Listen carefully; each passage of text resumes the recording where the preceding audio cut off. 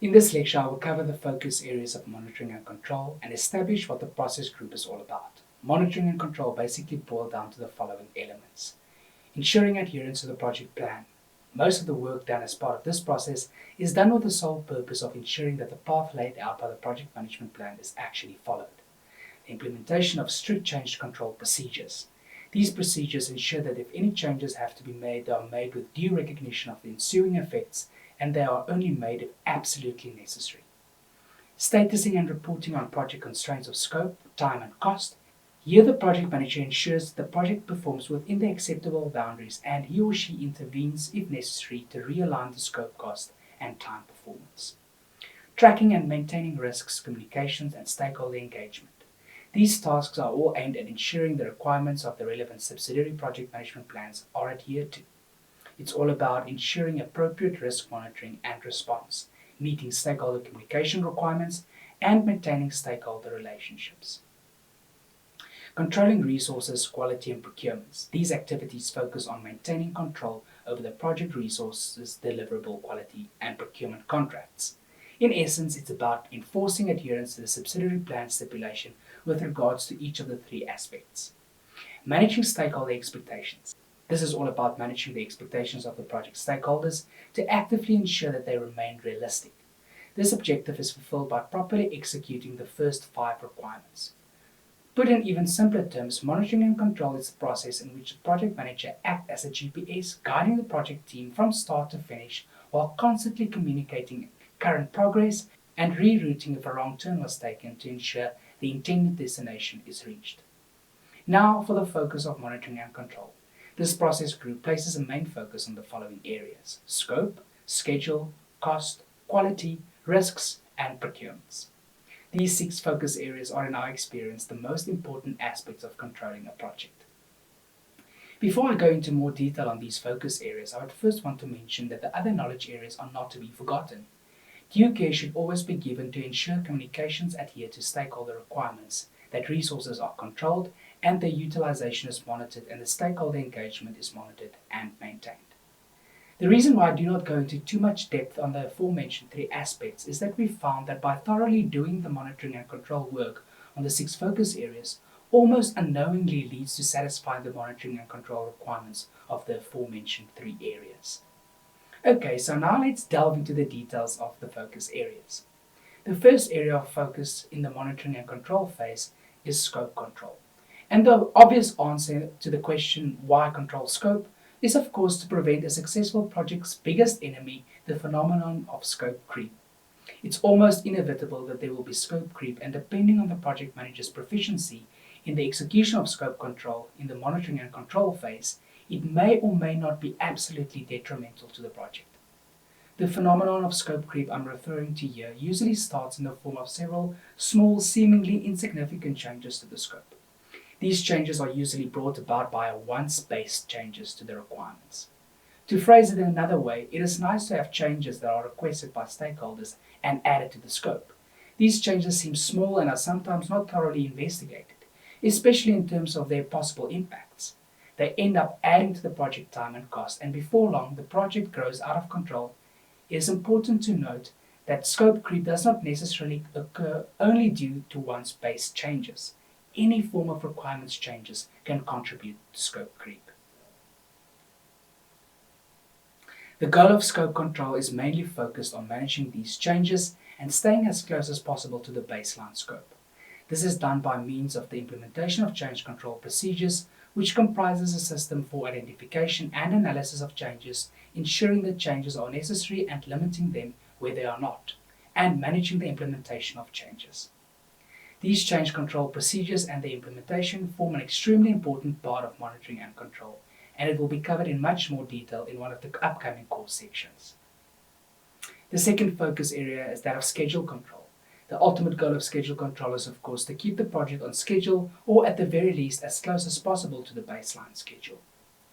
Now, projects fall behind schedule for several reasons. Scope creep is once more a large contributor, but by far not the only one.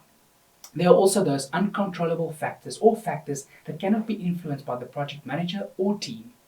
These factors include things like the weather, material shortages, and the like. the best that the project manager can do is to allow for a risk contingency to help mitigate the effect of such factors. But he or she cannot exert any influence and to try and change the fact that they may come to be. Furthermore, there are also factors that are controllable and not related to the scope but will nonetheless influence the project schedule. These factors include things like procrastination and the effect of multitasking and so forth. Here the best mitigative measures are early identification and corrective actions. So how do we go about controlling schedule overruns? Firstly, the project manager should closely monitor the schedule and implement the necessary interventions as soon as a schedule overrun issue is identified. In addition to close monitoring, techniques such as the critical chain project methodology can be used to manage the schedule. These techniques include the use of appropriate time buffers and fewer charts to monitor buffer consumption and the need to intervene. These aspects fall outside the scope of this course, however, and we will not go into more detail here. Another technique is to regularly report the status of critical path or critical chain activities to downstream teams. Doing this will ensure that successive activities can be initiated with greater efficiency as resources can be mobilized in anticipation of predecessor completion. Another very useful technique is to incentivize early activity completion and to make sure that everyone is acutely aware of the possible consequences of schedule overrun.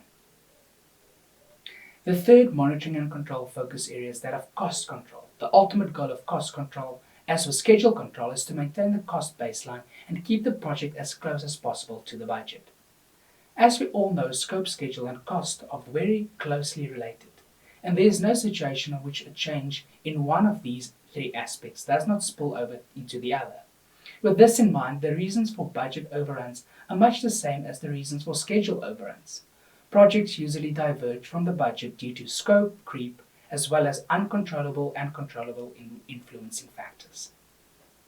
Cost control is executed in very much the same fashion as schedule control, and good schedule control will of course result in better cost control. The techniques that project managers employ to control costs include the following. They closely monitor the budget on both work package and project level and execute the necessary interventions whenever the need arises. They use appropriate project accounting systems or PSAs, which are designed to manage and monitor costs at the work package level. This is done by the setting up of the accounting system using the project baseline and actively feeding real-time expenditures into the system, which then tracks variances. With the variance being traceable, and the project manager can identify and intervene when issues occur.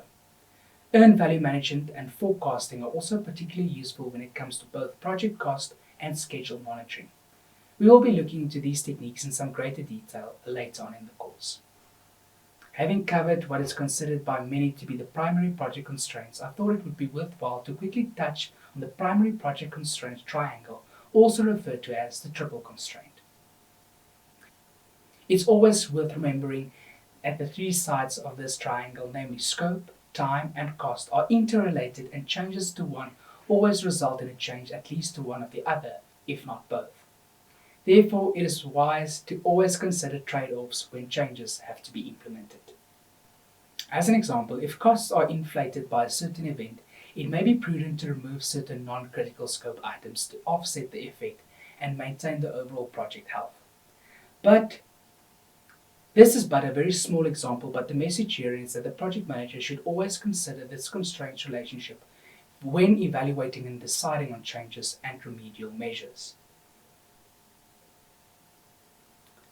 The fourth monitoring and control focus area is that of quality control. The goal of quality control is to ensure that deliverables meet the quality requirements and expectations of customers and stakeholders. These requirements include both expressed and implied quality expectations. Furthermore, quality control strives to reduce the mistakes made in the process of execution and to verify that the quality objectives of deliverables have been met prior to attempting to transition the deliverables to the next phase or to the customer. Quality control is achieved by means of the implementation of a strict quality management plan, which addresses what, how, and when activities aimed at ensuring quality will be implemented at a work package level. It therefore specifies which tests, inspections, and reviews will be conducted, how they will be done, how their results will be processed, and At what intervals will they be conducted? Further to the implementation of measures to ensure quality in accordance with the quality management plan, it is also prudent to assign responsibility for quality control to an individual or team with the appropriate experience and knowledge to successfully implement the quality control measures. This approach has a twofold advantage in that assigning qualified personnel ensures the process is implemented effectively, and by making them responsible, the project manager ensures that due care and diligence will be exercised. As a final additional measure, the project manager should always ensure that the quality of outputs are regularly reviewed in sufficient intervals to facilitate early identification and rectification of any issues. The fifth monitoring and controlling focus area is that of monitoring risks. The purpose of monitoring risks is to actively track the effectiveness of the risk response procedures for both positive risks or opportunities and negative risks or threats in accordance with the stipulations of the risk management plan. Furthermore, the approved risk response implementation is monitored and adapted if the need arises. In conjunction with the monitoring of the risk responses, the status of existing identified risks are monitored and the risk statuses are updated if necessary. New risks are also identified and added to the risk register, which is then used as an input to risk planning so as to assess the new risks, to rate them, and to put in place the appropriate risk response plans. As is the case with all monitoring and control processes, risk monitoring is also executed by means of the implementation of an appropriate risk management plan, which outlines the risk strategy for the project, the risk management methodology, the role and responsibilities of the risk management team, the risk contingencies, the intervals of risk management activities, and the risk categories. As is the case with quality control and as outlined in most effective risk management plans, especially on large projects, it's also prudent to assign responsibilities of risk management due to appropriately qualified and experienced risk management professionals. Doing this greatly increases the effectiveness of risk monitoring and also ensures that dedicated attention is given to project risks. The sixth main focus area of monitoring and control is the area concerned with procurement. This purpose of procurement control is to manage the relationship between the contracting parties, to monitor the status of the work's execution in relation to the contract data contained in the contract document, to effect any required contract variations in the form of variation orders, and finally to properly close out the procurements and ensure deliverables were delivered to the customer and there are no loose ends. Successful procurement control is achieved when the project manager executes the work in accordance with the procurement management plan and the procurement document. Note that a lot of the customer's risk is often transferred to the contractor by means of the procurement document. This document, therefore, in most cases is quite robust and all-inclusive.